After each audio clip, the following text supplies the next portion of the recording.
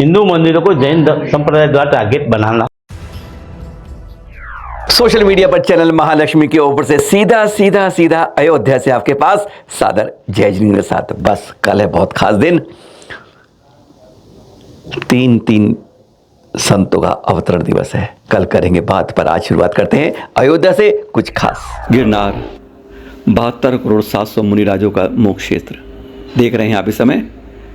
तीसरी टोंक शंभू स्वामी जी की 4 तारीख की रात को किसने यहाँ पर क्या किया, अभी दर्शन कर रहे हैं हम उससे पहले की इस टोंक के, जहाँ पर यह बहुत बड़ा एक हादसा हो गया। और यह दृश्य पिछली बार के मार्च के अंदर क्या हुआ था, किसी नशेड़ी ने आकर यहाँ पर प्रतिमा क्षतिग्रस्त कर दी थी और उसके बाद एक भूचाल सा आ गया, पकड़ा गया था खैर वो, लेकिन इस बार यह कैसे इतिहास दोहरा गया। 4 अक्टूबर की बात है, रात्रि के समय कौन ऐसा अधर्मी आया जिसने आकर यहाँ पर इस शंभू स्वामी की टोंक पर जो प्रतिमा एक यहाँ पर विराजमान की गई थी, वह क्या थी कैसे थी इसका इतिहास नहीं बात कर रहे, लेकिन उसको क्षतिग्रस्त कर दिया, सर से धड़ अलग कर दिया गया यहाँ पर, और उसके बारे में कोई पता नहीं चला। अफसोस तो इस बात का होता है कि वहाँ पर कुछ आशंकाएं यह हो रही है कि जो आपस में महंतों का विरोध चल रहा है उसके कारण इसको क्षतिग्रस्त किया गया,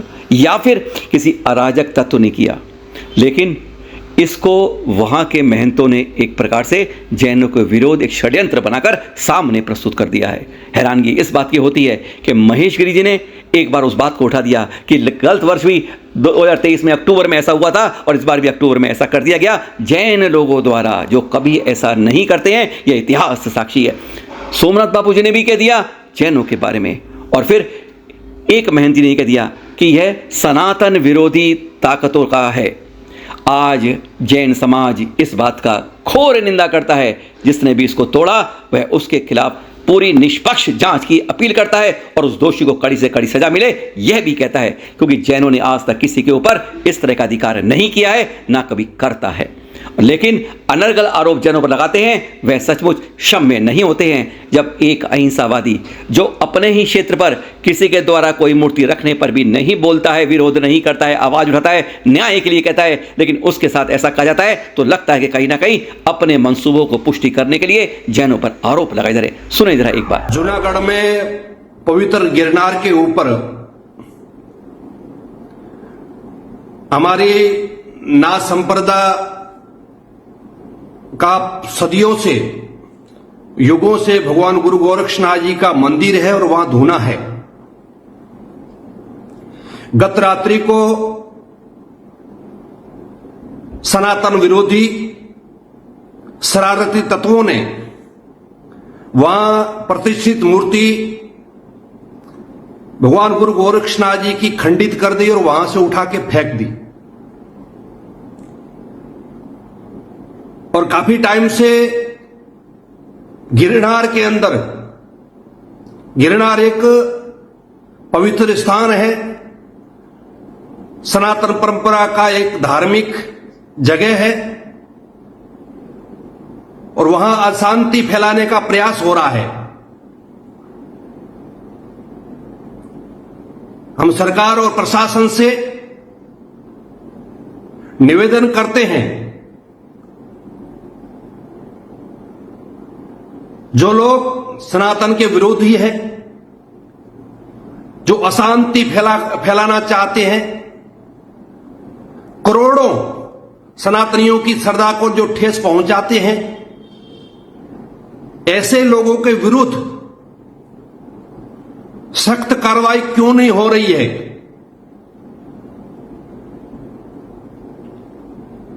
हमारी परंपरा के अंदर हाथ डाला है, हमारी श्रद्धा को ठेस पहुंची है। इसलिए मैं जूनागढ़ के प्रशासन और सरकार से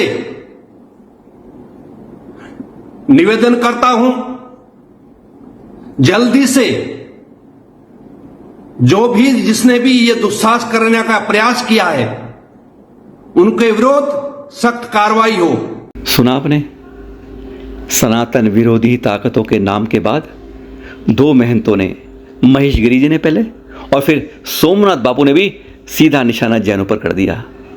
हैरानगी होती है जब जैनों को इस तरह से बिना सबूत के, बिना प्रमाण के कटघरे में खड़ा कर जाता है केवल अपने मंसूबों को हल करने के लिए। लेकिन कहा जाता है कि अंदर की कुछ ऐसे अपुष्ट सूत्र मिलते हैं कि वास्तव में यह आपसी द्वेष, विरोध या किसी अराजक तत्व का हाथ है। और हम स्पष्ट करते हैं जैन समाज इसकी निष्पक्ष न्याय की बात करता है और कड़े से कड़ी सरोज जो सजा है वह अराजक तत्व या इस दोषी को मिलनी चाहिए। सुनिए जरा महेश्वरी से और सोमनाथ बापू जी से और करिए इसका दूध का दूध और पानी का पानी। થોડોક બહારે નીકળવું જોઈએ। હું બધા સાધુ મહાત્માને કહું છું, બહારે નીકળો, અવાજ ઉપાડો અને સરકાર, પોલીસ, કલેક્ટર સાહેબ અને બધાને કહો કે આ જલ્દીથી આનો નિર્ણય લાવવો જોઈએ।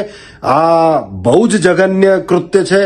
આની જેટલી નિંદા કરવી હોય એટલું કરી શકાય અને સનાતની હિન્દુના પેટનો દીકરો હોય તો એણે આ બાબતમાં ચૂપ ન બેસવું જોઈએ, કેમ કે આ બહુ જ જઘન્ય કૃત્ય છે। અમારા આરાધ્યના દેવતાઓના ગળા કાપીને મૂર્તિને ખંડિત કરીને તમે માથું ફેંકી દો, આ સહનશીલતાનો પરાકાષ્ઠા છે।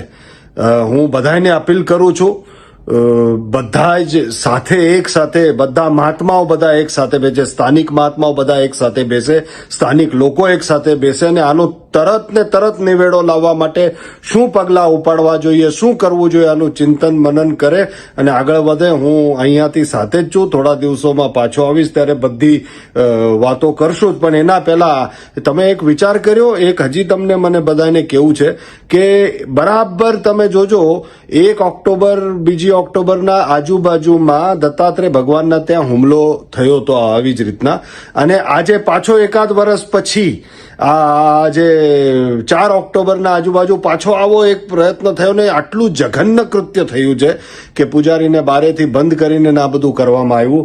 હું કહું છું કે આપ સૌએ તરત જ મિટિંગો કરીને તરત જ આના ઉપર પગલાં લેવા માટે શું કરવું જોઈએ એની આગળ વધવું જોઈએ। હું બધાને અપીલ કરું છું અને કલેક્ટર સાહેબને કે પોલીસ ડિપાર્ટમેન્ટ में કે બધું શાંતિથી જ ચાલી રહ્યું છે, શાંતિથી જ બધા છે, પણ તરત નિવેડો આનો આવવો જોઈએ। નિવેડો આવવો ખૂબ જ જરૂરી છે। સાધુ સમાજ આવી રીતના સહનશીલતાનો પરિચય આપે કેટલા દિવસ આપશે? તો આપને પણ વિનંતી છે, સરકારને વિનંતી છે। જય ગિરનારી, નમો નારાયણ। લોહી ઉકળી રહ્યું છે। ગિરનાર પર્વતના અંદાજે 5500 પગથિયા નજીક ગુરુ ગૌરક્ષનાથની જગ્યામાં ગઈ મોડી રાત્રે અસામાજિક તત્વોએ તોડફોડ કરી। તોડફોડ કરનારા શખ્સોએ ગુરુ ગૌરક્ષનાથની મૂર્તિને પણ ખંડિત કરવાનો પ્રયાસ કર્યો, તેમજ મંદિરના કાચના દરવાજા, પૂજાની સામગ્રી અને દાનપેટી વેરવિખેર કરી નાખી હતી। આ ઘટનાથી સમગ્ર સંત સમાજમાં ઉગ્ર આક્રોશ ફેલાયો છે। તો ગૌરક્ષનાથ મંદિરના મહંત સોમનાથ બાપુએ આશંકા વ્યક્ત કરતા કહ્યું કે हिंदू मंदिरों को जैन संप्रदाय द्वारा टारगेट बनाना। कल आपने गढ़नी आर्य का ज्ञानवती माता जी के कुछ सुना, आपने कुछ प्रयास था। कल 3 संतों का अवतरण दिवस है। आचार्य श्री विद्यासागर जी मणिराज, गढ़नी आर्य का ज्ञानवती माता जी और आचार्य श्री सुनील सागर जी। आचार्य श्री विद्यासागर जी निशब्द हो जाते हैं जब इनके बारे में कुछ बोलना पड़े। नहीं, आज इनके बारे में नहीं बोल पाएंगे। हाथ जोड़ के सबसे हम ऊपर से नीचे तक यही निवेदन करेंगे कि गुरुवर के प्रति उनके जो उच्चतम शिखर पर चरित्र है उस पर कोई छीटा मत करे। उसकी नाम में, उसकी आड़ में कोई, बस आज अवतरण दिवस पर उनके इस दिवस के लिए इतना हम संकल्प कर लें कि अब उस बारे में कोई छिछालेदर हम बात अब नहीं करेंगे। हाथ जोड़ के निवेदन। और हाँ, अब आपको दिखाते हैं कुछ खास एक यादगार चित्र आपके पास। अंतर्याती महापुरुष, उसके अंदर एक दृश्य आता है जब अजमेर में दीक्षा होती है कि दोपहर के अंदर बादल नहीं होते, अचानक बारिश हो जाती है। इतनी तेज गर्मी के अंदर 30 जून 1968 की बात थी, हम दीक्षा की बात कर रहे हैं। उस समय के दृश्य देख रहे हैं आप, ये अंतरयात्री फिल्माए गए। इस समय कोई भी वस्तु उस समय की नहीं थी जो 19 थी। ना हाथी थे, ना बाजा था, ना आदमी थे, ना कोई और चीज थी, कोई नहीं थी। सिर्फ एक चीज तब की थी, आज वही आपको बता रहे हैं जो आज तक आपने कहीं नहीं सुनी होगी, कहीं नहीं देखी होगी। जब उस समय विद्याधर ब्रह्मचारी भैया जी ने, जब बिनौली निकल रही थी ना यात्रा 29 जून को हाथी के ऊपर, उन्होंने मुकुट पहना, मुकुट, जी हाँ, मुकुट पहना हुआ था। विश्वास नहीं हो रहा था कि वह मुकुट इतना ऐतिहासिक था। वह आज आपको दिखाएंगे। जब उन्होंने जो मुकुट पहना था वही ओरिजिनल अंतर्यात्री जो फिल्म थी महापुरुष की उसमें पहनाया गया था, और वह मुकुट कोई एक ऐतिहासिक रूप से ऐसा था जो आज चैनल मलेशिया को दिखाता है। अजीब बात है लेकिन गजब की बात है। और यह है वह मुकुट, आज भी वह हर अनंत चतुर्दशी क्षमावाणी को और कार्यक्रम में पहना जाता है सोनी परिवार द्वारा। तब भी सोनी परिवार ने जब दीक्षा का मौत है अपना वह मुकुट लाकर दिया था, जो साल में 1-2 बार ही ऐसा दिखाता है, जो आजकल अभिषेक के समय शांति धारा में पहनाता है। वह मुकुट दिखा रहे हैं, देख लीजिए। यही है वह 1968 का मुकुट जो 1870 से लगातार उस क्रम से आज तक पहना जाता है, केवल आजकल अनंत चतुर्दशी क्षमावाणी के अवसर पर अभिषेक के समय। और वही उस फिल्म के अंदर ही पहना गया और वही उस समय दीक्षा के समय पहना गया। एक अनोखी बात थी, कुछ खास शायद जो आपके पास नहीं है बात। 49वां अवतरण दिवस आचार्य श्री सुनील सागर जी का, उनसे दूर है आज पर हृदय में है। वही हैं जिन्होंने चैलक लक्ष्मी में अलख जगाई थी तीर्थों की सुरक्षा के लिए। आज वह 2 उद्बोधन जो हमें लगभग हर हफ्ते याद आ जाते हैं कि उठो तीर्थों की सुरक्षा के लिए, आगे बढ़ो, नहीं तो पड़े रहोगे, कोई बचाएगा नहीं। आज वही सुनाते हैं इस अवसर पर। ऐसे उन्होंने कम से कम 49 बार हमें इस तरह से उद्बोधन दिए होंगे कि तीर्थों के लिए आगे बढ़ के रखना, रुकना मत, कारवा बनता रहेगा। सुनते हैं आज उन्हीं से गिरनार के बारे में जो उनके उद्बोधन जो हमारे हृदय में आज भी जीवंत है। आपकी दुकान पर कोई आक्रमण करे, कोई लूट करे तो सिर्फ आए रोएंगे कि उसको बचाने के लिए कोई कोशिश भी करेंगे, कि पुलिस तक भी जाएंगे, कि कुछ लोगों के साथ खड़े होकर के आप जूझने की कोशिश भी करेंगे कि सिर्फ ऐसा हो गया, सिर्फ ऐसा हो गया। दुनिया में सब कुछ होता रहता है। दुनिया में कमजोर लोगों के साथ सब कुछ होता है और शक्तिशाली लोगों के साथ कुछ नहीं होता है। शक्तिशाली बनिए। हिंसत्व वाले लोग कुछ नहीं कर सकते। आत्म ध्यान, आत्मज्ञान की बात तो दूर है, वे व्यवहारिक धरातल तक पर अपनी सुरक्षा नहीं कर सकते। इसलिए साहसी बनिए। विवेकवान, प्रज्ञावान, भेद विज्ञानी के साथ साथ वकील भी बनिए और विज्ञानी भी बनिए, ताकि जरूरत पड़े तो आप अपने परिवार की, अपनी समाज की, अपने तीर्थों की, चल अचल संपत्तियों की सुरक्षा कर सके। कुहासा आसमां पर छा रहा है, कुहासा आसमां पर छा रहा है और हम चुप हैं। कुहासा आसमां पर छा रहा है और हम चुप हैं। अंधेरा धूप को धमका रहा है और हम चुप हैं। अंधेरा धूप को धमका रहा है और हम चुप हैं। ऐसा नहीं हो रहा है क्या? ऐसा हो रहा है।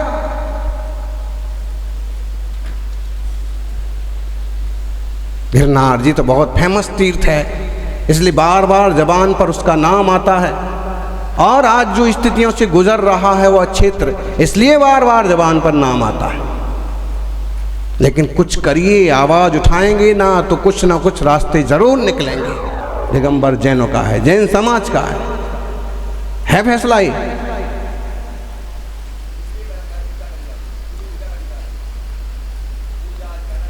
पूजा अर्चना, द्रव्य चढ़ाना, जाप करना, सब चीज का अधिकार है। आप कितना ले पा रहे हैं?